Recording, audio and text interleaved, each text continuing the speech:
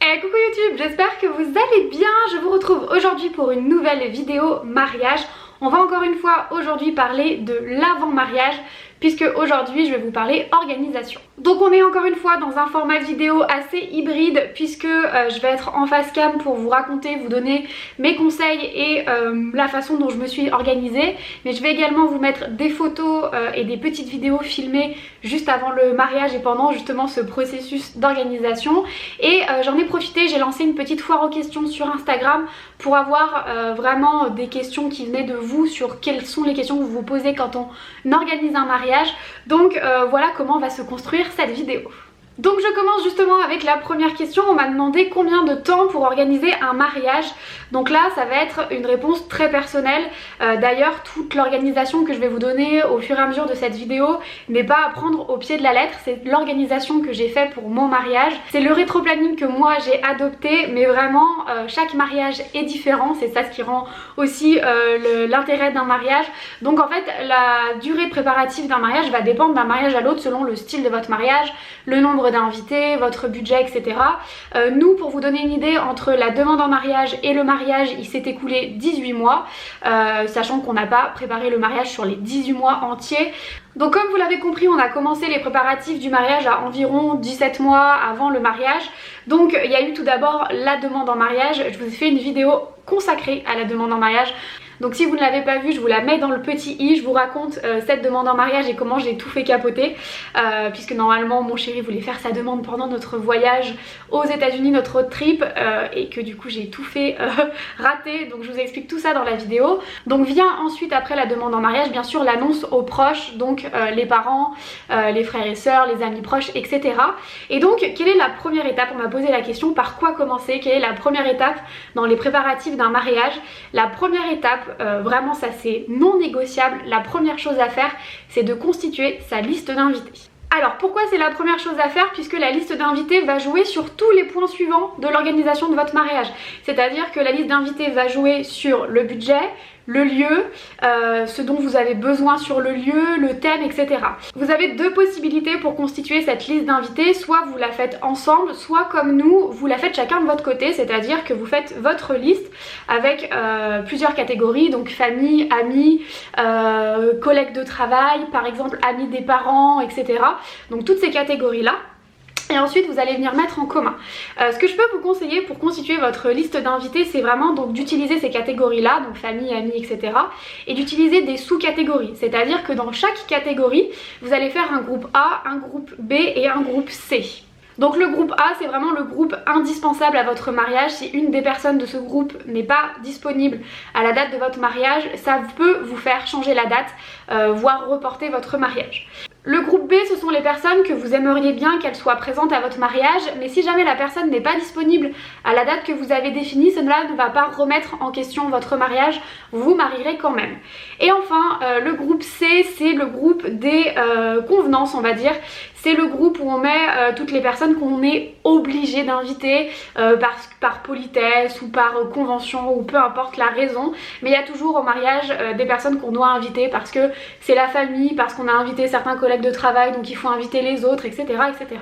Ces sous-catégories, elles vont vous permettre de moduler plus facilement votre liste d'invités selon vos besoins. Par exemple, si vous avez un budget un peu limité et que vous devez du coup réduire votre liste d'invités, les premières personnes que vous allez supprimer, c'est toutes ces sous-catégories C. Du coup, les personnes qui ne sont pas du tout indispensables, et au fur et à mesure, vous écrémez dans chaque catégorie jusqu'à arriver à peut-être conserver seulement la catégorie A.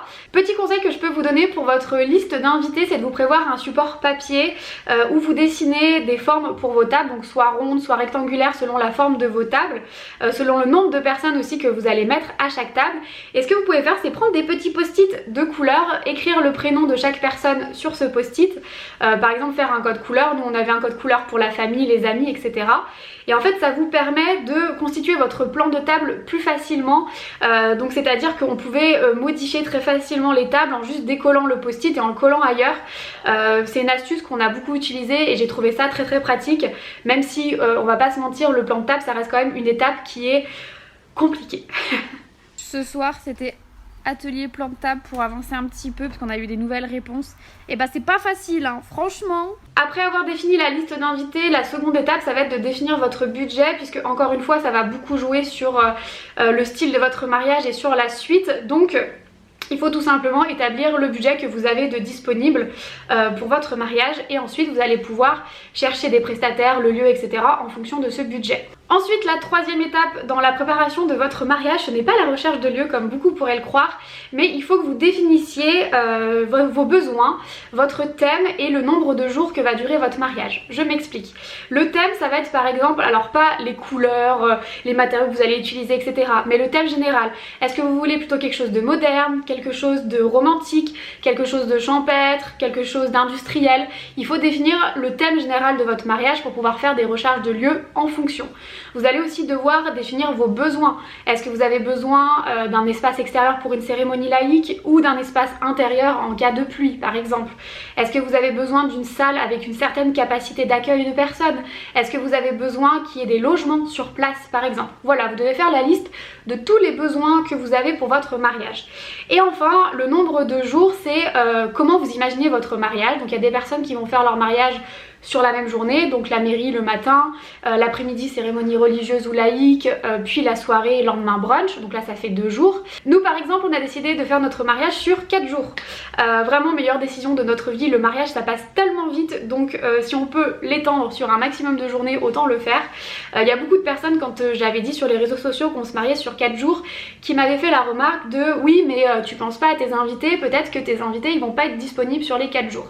Alors on n'avait pas les mêmes invités sur les 4 jours puisque le jeudi on a fait la mairie, donc à la mairie on était limité à 30 personnes, le vendredi c'était les préparatifs de la salle, le samedi c'était le mariage, laïque, puisque c'était la cérémonie laïque plus la soirée, et le dimanche le brunch. Même je pourrais dire que notre mariage était sur 5 jours puisque nous on a pu profiter de notre lieu de mariage le dimanche soir, on a continué, on avait une suite en fait dans notre domaine, on a pu utiliser la suite le dimanche soir, voilà il y avait jacuzzi et tout, donc on a pu se poser, ouvrir tout ce qui était les petits mots qu'avaient laissé nos proches, etc. Donc ça c'était vraiment très chouette et on est parti du lieu le lundi. Donc même limite on a fait notre mariage sur 5 jours. Et en fait ce que je veux vous dire c'est que le fait d'étaler votre mariage sur plusieurs journées, si vous avez peur qu'il y a certaines personnes qui ne se rendront pas disponibles sur autant de jours, bah, j'ai envie de vous dire qu'il faut vous poser des questions parce que le mariage ça n'arrive qu'une seule fois dans votre vie, c'est quand même un événement qui tient plus ou moins à cœur à certaines personnes, moi ça me tenait à cœur et donc du coup ça vous permet de voir sur qui vous pouvez vraiment compter, qui fera l'effort d'être là parce qu'en soi des jours de congé ça se pose toujours. Certes ça demande de l'organisation, peut-être certes que ça demande des sacrifices du côté de vos proches parce que ça va peut-être faire un jour de vacances en moins pendant l'été etc. Mais un mariage ça n'arrive qu'une fois dans votre vie, donc ne vous inquiétez pas de la disponibilité de vos invités. Si vos invités ont envie d'être là, ils se rendront disponibles quoi qu'il arrive. Étape suivante dans l'organisation de votre mariage, c'est de trouver le lieu. Donc là le meilleur conseil que je peux vous donner c'est d'aller sur mariage.net, c'est vraiment un super annuaire pour tous les prestataires d'ailleurs en général, mais surtout pour les lieux puisque vous allez pouvoir faire une recherche par géographique, une recherche géographique, parfois aussi une recherche par budget, il y a certains lieux qui affichent une fourchette de prix et puis surtout vous allez pouvoir rentrer des critères si vous avez besoin d'hébergement, si vous voulez qu'il y ait une piscine sur le lieu etc. etc. Et donc ça va vous sortir une série de lieux et puis après bah, va falloir passer aux visites. Je vous reparlerai dans une vidéo dédiée de mes prestataires, mais nous on a décidé de se marier à une demi-heure de Saint-Étienne à Riotor exactement, dans un domaine qui s'appelle le domaine de Duby. On est tombé amoureux du lieu sur les photos et quand on a visité pour la première fois, malgré le fait que c'était sous la neige et que du coup on pouvait pas du tout se projeter sur les espaces extérieurs, on a quand même dit banco, c'est ici qu'on veut se marier puisqu'on est vraiment tombé amoureux du lieu. Je vous mets des petites vidéos d'ailleurs que j'ai retrouvées d'une de nos visites où on s'imaginait un peu qu'est-ce qu'on allait faire de ce lieu. Installé ici une pancarte cérémonie laïque avec une flèche qui donne sur les escaliers. Du coup il y a l'arche là, l'arche. Elle s'arrangera. Soit elle prendra de l'autre côté par ici. Là on descendrait de là.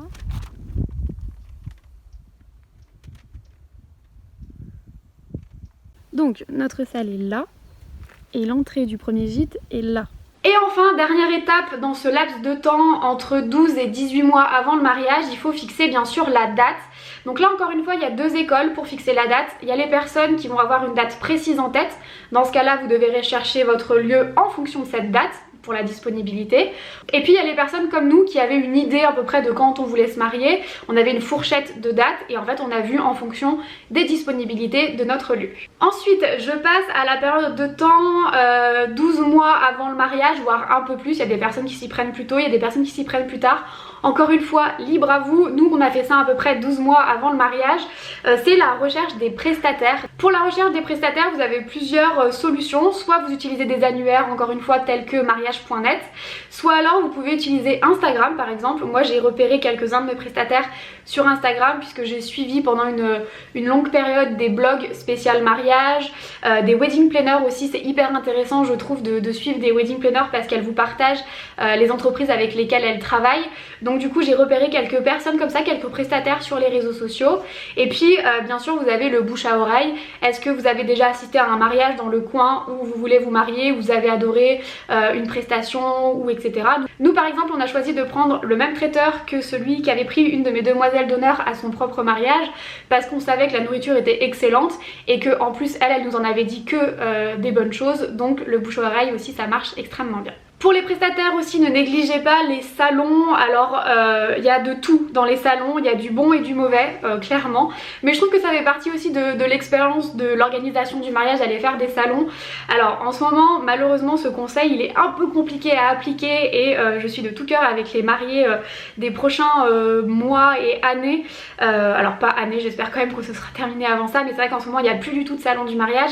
C'est vrai que si vous avez l'occasion de faire au moins un salon du mariage avant de vous marier, c'est chouette juste pour voir ce qui se fait, les différents prestataires que vous pouvez trouver, etc. Nous c'est vrai qu'il y a des choses dont on n'avait même pas imaginé l'existence et qu'on a vu pendant des salons, donc c'est vrai que ça c'est aussi quelque chose que vous pouvez faire si bien sûr la situation actuelle s'améliore. Ensuite, il y a l'étape de l'envoi des save the date ou faire part. Nous personnellement, on n'a pas envoyé de save the date. On a dit la date du mariage à l'oral à chaque fois qu'on parlait du mariage à nos proches. Donc petit à petit, tout le monde l'a à peu près noté. Et on a envoyé nos faire part de mariage 4 mois avant le mariage. C'est un peu short. Niveau délai, on était très en retard. En fait ce qui s'est passé c'est qu'on a pris un petit peu de retard et puis ensuite le Covid est arrivé. Donc on était dans l'incertitude de savoir si finalement le mariage allait se maintenir ou non. Donc du coup c'est vrai qu'on a envoyé les faire-part un petit peu en retard. Mais vous pouvez prévoir de les envoyer à peu près, on dit que c'est bien entre 6 et 8 mois à l'avance si vous n'avez pas fait de save the date. Si vous avez fait un save the date, dans ce cas là aucun problème. Vos faire-part vous pouvez les envoyer entre 4 et 2 mois avant le mariage, c'est large. D'ailleurs si vous voulez voir à quoi ressemblait mon faire-part, je vous mettrai un lien dans la barre d'infos puisque j'ai fait un article de blog dédié à mon faire-part, donc comme ça vous donnera peut-être des idées.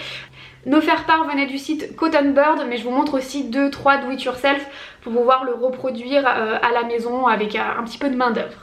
Et bien sûr qu'est-ce qu'il y a à faire 12 mois à peu près avant le mariage, c'est de commencer à chercher les tenues.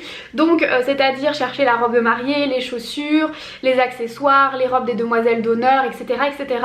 Encore une fois je vais pas vous en parler plus puisque j'ai fait une vidéo dédiée sur mes essayages de robes de mariée, sur les robes de demoiselles d'honneur, etc. Je vous mets la vidéo dans le petit i si vous voulez la voir.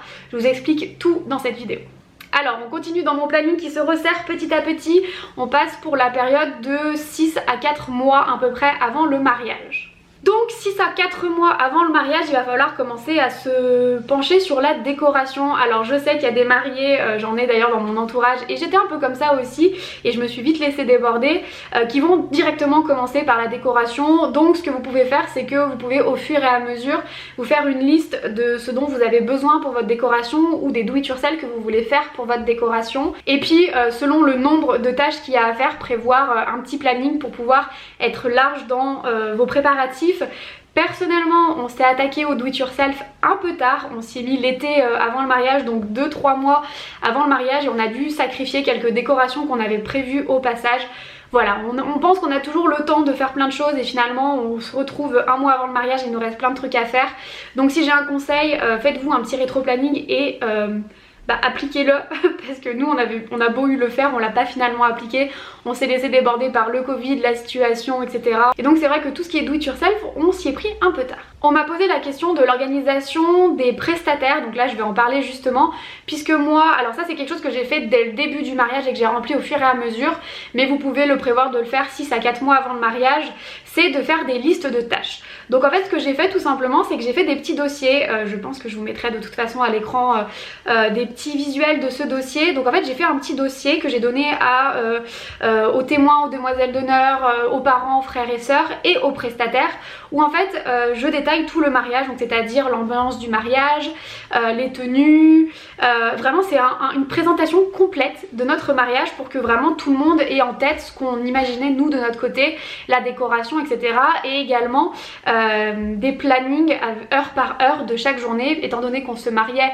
sur 4 jours, et ben il y avait 4 journées à organiser entre guillemets. Donc il y avait des petites to-do list et des plannings pour chaque journée, et on avait également fait des to-do list et des plannings spécifiques aux personnes ou aux prestataires. Donc c'est à dire que par exemple quand on a envoyé ce dossier à la photographe, et ben la photographe en plus elle avait la liste de toutes les photos qu'on voulait, elle avait aussi un petit planning pour elle spécialement, etc., etc. Donc c'est vrai que pour l'organisation avec les prestataires, moi j'ai fonctionné en leur envoyant par PDF quelques semaines avant le mariage, je crois 1 mois ou 3 semaines avant le mariage, le petit PDF, comme ça tout était calé, ils savaient où ils allaient, ils savaient à quelle heure chaque prestataire intervenait, etc.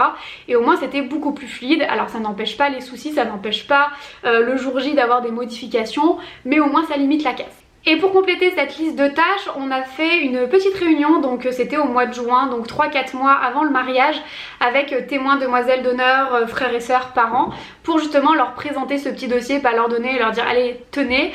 Donc on a fait une petite présentation pour leur expliquer un peu notre vision de l'événement, qu'est-ce qu'on imaginait en termes de déco, en termes d'ambiance, qu'est-ce qu'on voulait en animation, répartir les tâches, qui voulait faire quoi, et puis aussi leur demander leur avis sur la décoration, parce que même si on voulait faire un mariage à notre image, on voulait vraiment inclure nos proches dans le processus et qu'ils puissent participer d'une façon ou d'une autre en nous donnant leur avis sur certains points du mariage, et puis en faisant des remarques, parce que c'est vrai que quand on a la tête dans notre organisation de mariage, parfois il y a certaines remarques qui viennent de l'extérieur qui sont très pertinentes. À prévoir également la première danse, si jamais vous voulez faire une première danse chorégraphiée, donc peut-être prendre des cours de danse, etc. Ça c'est des choses qui se prévoient. Nous typiquement on a fait le choix de faire une danse mash-up sketch, c'est-à-dire qu'on a fait un mélange de plein de chansons qu'on intercoupait avec des dialogues qu'on avait enregistrés à l'avance, puisque le but c'était que ces dialogues ils soient audibles, non c'est peut-être pas le mot, que tout le monde dans la salle le soir du mariage entende ces dialogues et qu'on n'ait pas à crier sur la musique pour qu'ils les entendent. Donc on s'est enregistré notre petite piste audio, et puis bien sûr il a fallu s'entraîner. Nous on a commencé tard les entraînements, puisqu'on a commencé les entraînements de notre première danse 3 semaines avant le mariage. J'ai filmé d'ailleurs ces répétitions en souvenir, et je suis trop contente quand je revois les vidéos parce qu'on s'est bien marré quand même pour élaborer cette première danse. Je vous mets quelques extraits. T'essayes de... Là on s'embrasse. Ouais. Et après tu tournes, au lieu de tourner tout de suite. Oui, et ok. Vas-y on essaye ça. Non, bisous. Non. Ah oui pardon, ok pardon. Excuse-moi, fais-moi. Là tu tournes. Là tu sautes. Ah ouais. Attends, j'ai une idée. Quoi? On peut danser genre normal, comme ça. Puis après on vient là, et là on fait genre on s'échauffe. Ouais. Parce qu'on va sauter, tu vois. Donc moi je suis là. Là. Je sais pas, ça fait pas un peu trop du film 2014? Ensuite on continue, on se rapproche dans le planning, je dirais la semaine avant le mariage. Alors ça dépend aussi de beaucoup de personnes. Nous, quelques jours avant le mariage, je crois que c'était le début de la semaine, on a été faire les courses. Donc il y a des personnes qui préfèrent acheter au fur et à mesure les boissons, les apéritifs, les choses pour le brunch, etc. selon les promotions, etc. Moi je dois avouer que par souci de simplicité on a décidé de faire les courses d'un coup, comme ça on n'avait pas de stockage à prévoir, etc. Surtout qu'on pensait déménager entre temps, donc on ne voulait pas avoir des choses en plus à déménager. Bon finalement vous le savez que le planning a été un peu chamboulé, qu'on a finalement déménagé après le mariage, mais quand même problème. Donc on a fait les courses quelques jours avant le mariage. C'est d'ailleurs encore une fois une journée très bon souvenir, puisque on a été à Métro avec mon chéri. On a la chance d'avoir la carte dans la famille parce qu'il y a des cuisiniers. Et du coup on a été à Métro. On a été à Métro avec notre voiture qui est une Twingo. Et on a fait les courses pour tout le mariage. Et on s'est retrouvés sur le parking avec nos gros chariots de nourriture et de boissons en se disant est-ce qu'on a bien calculé les choses? En train de faire les courses pour le mariage, donc les bouteilles d'eau, tout ça machin. J'étais en train de dire Bruno, tu te souviens qu'on est en Twingo là? Parce que... C'est pas fini. Hein. C'est pas fini là en plus. Voilà, donc là c'est le moment de vérité. À quel moment on s'est dit que ça allait rentrer là? T'es optimiste Bru? Ouais. T'es optimiste hein? Parce que là on est large, ouais on est large là. Et puis ça dépend beaucoup des salles. Vous allez pouvoir décorer votre salle de mariage. Donc il y a des salles qui vous permettent de la décorer en début de semaine. J'en ai vu passer sur certains forums qui avaient eu cette possibilité. Nous, notre salle, elle était disponible dès le vendredi midi, donc la veille du mariage. Donc toute la journée du vendredi ça a été les préparatifs de la salle, la décoration, etc. Et c'est pour ça que je vous dis que vraiment ça a été 4 jours de fête, parce que malgré le fait que le vendredi c'était quand même une journée chargée où on devait préparer la salle, etc. On s'est quand même bien amusé, on avait une super team autour de nous, on a bien travaillé, mais c'était quand même bonne ambiance. Et vraiment encore une fois c'était une ambiance différente, mais ça reste des super souvenirs de mariage. Donc on a pu décorer une partie de la salle le vendredi, et puis bien sûr il y a toujours des décorations à terminer le jour J, les fleurs sur les tables, l'installation de la cérémonie à laïque à l'extérieur, etc., etc. Justement, parlons-en du jour J. Le conseil que je peux vous donner pour le jour J en tant que mariée, c'est de déléguer un maximum. J'ai pu le samedi matin chaperonner quelques activités, vérifier les tables, les fleurs qui étaient mises sur les tables, etc. Mais il y a toujours des couacs le jour d'un mariage. Même si vous avez tout bien organisé de A à Z, il y a des choses malheureusement que vous ne pouvez pas prévoir. Typiquement dans notre cas, on avait une cérémonie laïque en extérieur, et pendant nos préparatifs, donc vers 13-14 h, donc 1 heure, 1 heure et demie avant le début de la cérémonie laïque, il s'est mis à pleuvoir. Donc cette pluie qui a duré d'ailleurs jusqu'à 18 h, donc qui ne s'est pas arrêtée, nous a forcé à mettre en place un plan B pour la cérémonie laïque. Et c'est vrai que ça, nous on pouvait pas le gérer, donc on a dû le déléguer. Et donc c'est là où j'insère une de vos questions. On m'a demandé si j'avais fait appel à une wedding planeuse.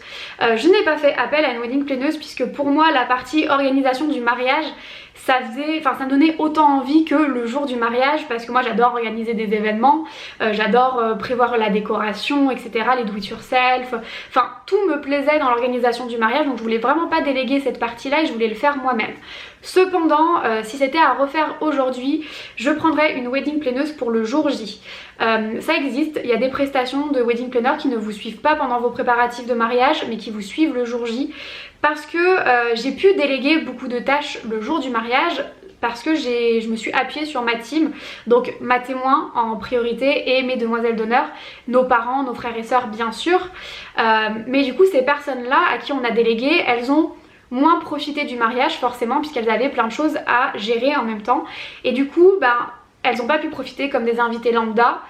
Et je trouve ça un petit peu dommage, alors que si on avait délégué à une wedding planeuse, c'est elle qui s'en serait occupée puisque c'est son métier. Et du coup c'est vrai que ils auraient pu vivre le mariage pleinement et pas avoir à s'occuper de tous les problèmes qu'il y a eu pendant le mariage. Enfin tous les problèmes, il y en a eu, voilà, il y a eu par exemple la pluie, etc. Autre chose qui a eu un impact sur moi cette fois-ci, et si j'avais pris une wedding planeuse ce serait pas arrivé, je vous ai dit du coup qu'il a plu pendant notre mariage, donc en fait on a dû déplacer notre cérémonie laïque de l'extérieur à l'intérieur. Si c'était à refaire demain je le ferais directement en intérieur, parce qu'on n'a vraiment rien perdu à faire notre cérémonie laïque en intérieur. Cependant ce qu'on a perdu c'est du temps, puisque entre le temps où il s'est mis à pleuvoir et la décision de faire la cérémonie laïque à l'intérieur, on a pris 1 heure et demie de retard sur le programme, puisqu'on avait toujours l'espoir de se dire allez peut-être que la pluie va se calmer, on tient encore un petit peu, etc. Et donc en fait ce retard qu'on a pris, il s'est répercuté sur la suite du mariage, c'est-à-dire que notre vin d'honneur, au lieu de faire 2 heures, il a fait qu'1 heure, et que par exemple il y a des photos de groupe qui ont été éliminées, enfin il y a plein de petites choses qui ont été éliminées. Et ce qui s'est passé c'est que pendant le vin d'honneur, donc 7 heures de vin d'honneur, on a été absent à peu près une demi-heure pour aller faire nos photos de couple et vidéos de couple, et quand on est revenu il fallait faire tout ce qui était photos de groupe, etc. Il y a des photos qui ont été squeezées, par exemple moi j'ai pas de photos avec mes sœurs, juste avec mes sœurs typiquement, parce qu'on était tellement dans le rush et moi c'était vraiment, ça a été le pire moment du mariage pour moi clairement, parce que il y a tout le monde qui, j'étais la référente de tout le monde à ce moment là, c'est à dire que pendant le vin d'honneur j'ai les prestataires qui sont venus me voir, j'ai mes proches qui sont venus me voir, j'ai tout le monde qui avait des demandes et en fait j'ai pas su gérer. Alors pour le coup je ne reproche rien à personne parce que ben voilà, les prestataires ils avaient besoin de réponses, ils ont été géniaux, ils ont fait leur travail à la perfection, mais ils avaient besoin de réponses à ce moment là et forcément ben, les réponses il fallait bien, les questions il fallait bien les poser à quelqu'un, et puis ben nos proches forcément ils ont envie d'avoir une photo avec vous, ils ont envie d'avoir cette photo de groupe avec tout le monde, donc c'est aussi compréhensible.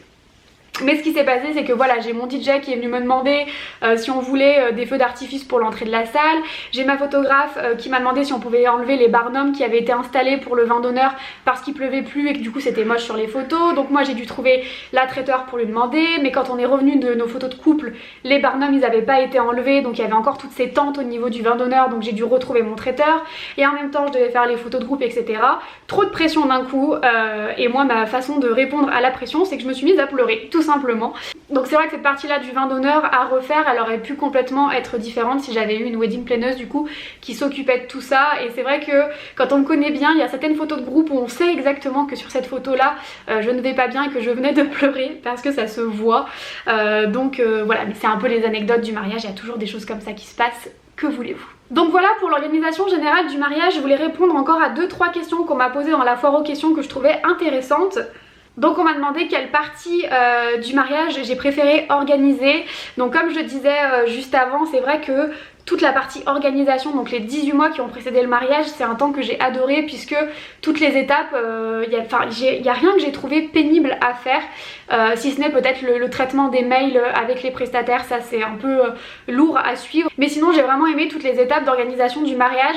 Si vraiment je devais en mettre une au-dessus de les autres, je dirais que c'est la constitution justement du petit dossier que j'ai fait pour mes proches et pour les prestataires, puisque c'était un peu le résumé de tous nos préparatifs de mariage, puisqu'on a mis toutes nos photos d'inspiration, on a mis les photos des essayages de chaque personne, on a mis les rétro-plannings jour par jour, on a mis les listes de tâches, etc. Et moi qui suis quelqu'un de très organisé et qui aime que les choses soient carrées, et ben c'est vrai que ce petit livret à constituer, ben moi ça m'a beaucoup plu, et puis pour le coup ça nous fait un chouette souvenir. Vraiment c'est dur de trouver juste une partie préférée du mariage tellement il y en avait énormément. J'ai eu la question sur les modifications et adaptations dues au Covid. Alors, on a eu quand même énormément de chance puisque, pour rappel, on s'est marié donc le 17 septembre 2020 à la mairie et le 19 septembre civilement, donc cérémonie laïque plus la soirée, etc. Et en fait, on était un peu dans le creux de la vague, c'est-à-dire que les mariages ont été de nouveau interdits une semaine après le nôtre, donc on est vraiment passé à la limite de l'interdiction de nouveau de se marier. Donc en fait on a quasiment pu faire un mariage comme on l'avait prévu de base, c'est à dire que les seules modifications qu'il y a eu c'est le jeudi à la mairie où on était limité à 30 personnes et on devait être masqué, et pour le reste, donc pour le samedi dimanche, étant donné que c'était sur un domaine privé, c'était à nous de gérer, donc c'est à dire que on a essayé de mettre en place pendant la cérémonie laïque des zones un peu à l'écart pour les personnes un peu plus fragiles et qui voulaient pas spécialement se mettre en danger mais qui voulaient quand même être là. Je crois que 99% de nos invités ont porté un masque pendant la cérémonie laïque, étant donné qu'on était finalement à l'intérieur. De base on devait être à l'extérieur mais il a plu. Voilà, ils ont quasiment tous gardé leur masque. Sur les photos il y avait très peu de personnes qui n'ont pas de masque justement. Et puis bah on a mis voilà des gels hydroalcooliques un peu partout, mais après ça a été un mariage normal puisque clairement à partir de 1h du matin, même minuit, et ben il y a la piste de danse qui s'est ouverte, et bien sûr quand on est sur une piste de danse on peut pas tenir ses distances, etc. Et là ça a été un mariage complètement normal. Toutes les personnes qui craignaient peut-être de potentielles contaminations étaient parties ou alors ne venaient pas sur la piste de danse tout simplement. Mais sinon on a pu faire ça dans des conditions assez normales. J'ai eu pas mal de questions, je vous les mets toutes là, sur la vision du mariage, qu'est-ce que ça avait changé, comment ça se passait entre nous depuis le mariage, etc. Et j'en ai parlé pendant un live Instagram, mais c'est vrai que je voulais vraiment en reparler ici pendant cette vidéo YouTube parce que je trouve ça hyper intéressant comme question. Donc personnellement, le mariage ça n'a absolument strictement rien changé à notre couple, puisque je fais partie, on fait partie de ces personnes qui pensent que le mariage n'est pas fait pour solidifier un couple ou pour corriger léger, peut-être quelque chose d'un peu instable dans le couple, comme par exemple les enfants. Pour moi on fait pas un enfant pour se dire que ça va renforcer le couple et bah après ça ira mieux. Pour moi la vision du mariage que j'ai, c'est que le mariage il est là pour juste montrer aux autres l'amour qui est présent. C'est vraiment juste une démonstration de partage avec nos proches, de dire bah voilà on s'aime, on a envie juste que tout le monde le sache et que ce soit officiel. Alors oui il y a des engagements qui sont pris, un bout de papier qui est signé, mais clairement enfin... Dans les faits ça a strictement rien changé à notre couple. Pour nous le mariage c'était plus l'occasion, alors pour moi de porter une jolie robe, de faire une jolie décoration dans un joli lieu, de rassembler tous nos proches, de faire la fête, de bien manger, de bien boire, voilà. Pour moi c'est ça finalement ma vision du mariage. Et c'est pas du tout une vision de solidifier le couple, donc c'est pour ça que bah, au final le lendemain du mariage, une semaine après le mariage, un mois, 6 mois aujourd'hui après le mariage, bah en fait ça n'a strictement rien changé. Je trouve par exemple que les voyages changent beaucoup plus de choses dans une relation qu'un mariage. J'ai eu une question que j'ai trouvée très pertinente puisque je me suis beaucoup retrouvée au final dans cette question. On m'a demandé si j'avais des conseils quand on est un peu timide et qu'on n'aime pas être le centre de l'attention. Alors c'est un peu drôle que je vous dise que je me retrouve dans cette question puisque je me mets en scène sur internet, donc on peut se dire bon bah elle a confiance en elle, voilà, parce que les réseaux sociaux clairement il y a un petit côté narcissique où clairement on s'expose, on se montre, donc c'est qu'on part du principe qu'on a quelque chose que les gens vont aimer ou qu'on a quelque chose à dire ou à partager, donc c'est quand même très narcissique et c'est quand même se mettre au centre de l'attention. Et pourtant moi je suis quelqu'un de très réservé et de très introverti et il y avait certaines parties du mariage qui me stressaient énormément, justement de peur d'être le centre de l'attention. Typiquement j'étais tétanisée par l'idée de devoir embrasser mon chéri devant tout le monde à la fin de la cérémonie laïque. Je sais pas pourquoi j'ai fait une fixette sur ce moment là, mais c'est vrai que ça par exemple c'était un moment du mariage qui me stressait. Et en fait j'ai envie de vous dire qu'on stresse avant le mariage, mais que le jour J ça passe tellement vite, on est tellement dans le feu de l'action, tout s'enchaîne, tout ce que vous avez prévu pendant des mois et des mois s'enchaîne à une vitesse folle que vous n'avez même pas le temps de stresser et de vous inquiéter, de dire oh là là je suis le centre de l'attention. Et d'autant plus que un mariage c'est vraiment un choc d'amour clairement. Nous c'est vraiment ce qu'on a ressenti, c'est là où on s'est rendu compte qu'on avait vraiment de la chance d'être bien entouré, qu'on avait des super familles, qu'il y avait des gens dans nos amis sur qui on pouvait compter, et donc du coup forcément vu que les personnes qui sont censées être à votre mariage ce sont censées être que des personnes bienveillantes, je dis bien censées parce que après dans la réalité bien sûr il y a d'autres choses, mais vu que ce sont des personnes qui sont là pour vous parce qu'elles vous aiment, et ben il n'y aura pas de jugement, il n'y aura pas, enfin ce sera que du positif et du coup vous vous sentirez à l'aise d'être avec ces personnes là parce que c'est des personnes que vous appréciez. Et c'est là aussi où je dis attention à votre liste d'invités, n'invitez pas des invités parce que vous devez les inviter. Alors je sais que c'est pas évident dans toutes les familles, que voilà il y a des familles qui imposent certains de leurs invités, après c'est à gérer de votre côté. C'est vrai que c'est toujours le truc un petit peu touchy, mais c'est votre mariage, donc si j'ai vraiment un conseil, et d'ailleurs toutes mes amies qui se sont mariées m'ont donné ce conseil avant que moi je me marie, m'ont dit c'est votre mariage, c'est ton mariage, tu le fais comme tu le sens. S'il y a des choses que tu as envie de faire, fais-le. S'il y a des choses que tu n'as pas envie de faire, tu ne les fais pas. Et tant pis, si ça plaît pas à certaines personnes, tant pis. Voilà pour cette vidéo qui je pense aura été longue puisque ça fait 40 minutes que je tourne. J'espère qu'elle vous aura plu, qu'elle vous aura aidé. N'hésitez pas si vous avez encore des questions à la suite de cette vidéo à les poser en commentaire, j'y répondrai avec grand plaisir. Dans la suite des choses, il y a une vidéo sur mes prestataires qui vont arriver et puis après ce sera les vidéos du mariage. J'aimerais beaucoup vous partager par exemple notre première danse et quelques éléments de déco du mariage, etc. On attend encore les vidéos de nos vidéastes. Voilà, on commence à s'inquiéter un petit peu mais on croise les doigts pour les recevoir bientôt, et dès que j'ai reçu tout ça, et ben, je pourrai enfin tout vous partager. En attendant, je vous dis à très vite, prenez soin de vous, salut!